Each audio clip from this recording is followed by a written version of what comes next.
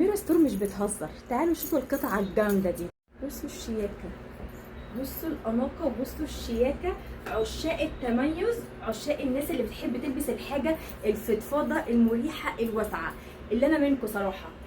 خطيره، قطعه تجنن. بصوا طولها قد ايه من ورا، تعتبر زي شورت دريس بس ليه تفصيله كده عامله زي تفصيله الشميز، فاهمين قصدي؟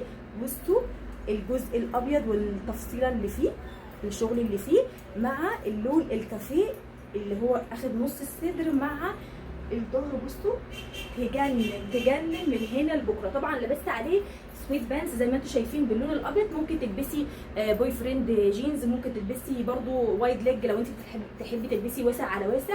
هيبقى قمر قوي قوي قوي بشكل مش طبيعي. الخامه بتاعته تجنن، يلبس لارج ويلبس اكس لارج. طبعا القطعه مش محتاجه اقول لكم انها مش هتستنى لو ما كانش منكم مني، لان ده ذوقي. فاللي هيعجبه القطعه على طول سكرين شوت على الخاص. وبجد قطعه خطيره، وبحبكم قد الدنيا بحالها، واشوفكم على خير في الفيديو الجاي. باي.